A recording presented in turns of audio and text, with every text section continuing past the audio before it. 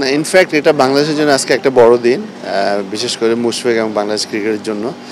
প্রথম একজন বাংলাদেশের ফরে 100 টেস্ট খেলেছে এবং মুশফিকও। তো এটা পুরো কৃতিত্ব কিন্তু মুশফিককে দিতে চাই, কারণ ওর ডেডিকেশন, ওর ডিসিপ্লিন লাইফ, ওকে মানে শুরু থেকে আমি দেখেছি এবং ও যেভাবে হার্ডওয়ার্ক করে। তো আমার মনে হয় যারা ইয়াং প্লেয়ার আছে ওরা যদি ওকে ফলো করে অনেক কিছু অর্জন করতে পারবে।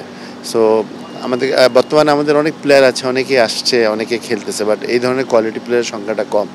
তো আমার মনে হয় যে এরা কিছু গ্রেট প্লেয়ার আমাদের ছিল, সাকিব ছিল, তামিম ছিল, এদেরকে যদি ফলো করে তাহলে ইনশাল্লাহ বাংলাদেশে এভাবে ফিউচারে এরকম অনেক প্লেয়ার বের হয়ে আসবে। But Mushfiq he did lot of good things for Bangladesh cricket. অনেক অ্যাচিভমেন্ট আছে যা ওর কথা না বললে হয় না, এবং এটা সবচেয়ে বড় কথা যে একটা দেশের জন্য 100টা টেস্ট খেলা, এটা আসলে সবার কপালে হয় না, বাট ওর জন্য ও এটা ডিজার্ভ করে এবং আমি দোয়া করছি যেন ফিউচারে সে যেন আরও কন্টিনিউ করতে পারে। না, খুবই ভালো লাগে যে বাংলাদেশের ক্রিকেটে প্রাইম টাইম শুরু হয়েছে আমাদের সময় থেকে, এবং প্রত্যেকটা first one day, first test, first world cup match সব কিছুতে আমি ছিলাম। 100 টেস্টে আমরা জিতেছি শ্রীলঙ্কার সাথে, সেটাও আমি ছিলাম। সো এটা আল্লাহর কাছে হাজার শুকরিয়া, এবং thank you very much cricket বোর্ডকে, বুলবুলকে, শাহরিয়ার নাফিসকে, যে ওরা এই একটা আমাকে সম্মান দিয়েছে, এবং আমি এটা বিশ্বাস করি মানুষকে সম্মান দিলে সম্মান পাওয়া যায়। So I am very grateful.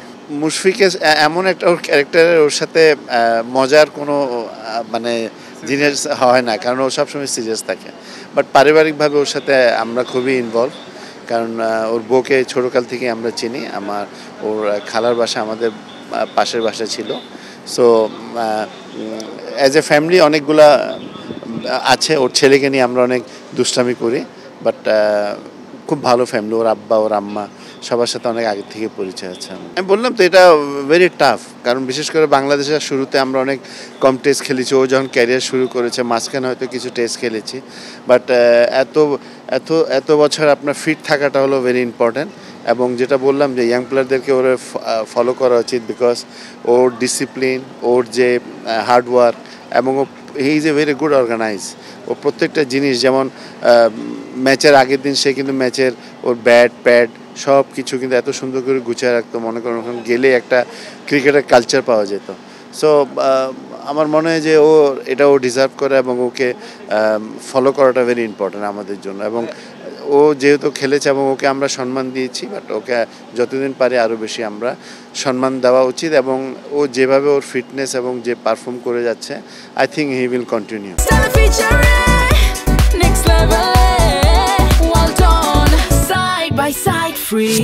হতে পারে Mominul he is a good test player. ও খুব ভালো টেস্টে খুব ভালো করেছে শুরু থেকেই।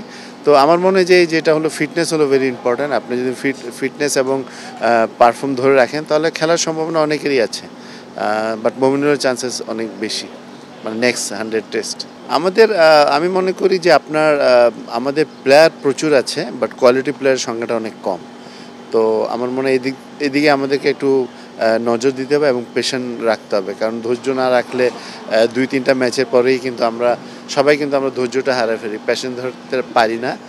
তো এই জিনিসটা ধরতে হবে এবং করতে হবে। এবং আমার মনে হয় যে আপনার ক্রিকেট যেভাবে শুরু থেকে যেভাবে আমাদের এগোবার কথা ছিল ওভাবে আমরা পৌঁছতে পারিনি।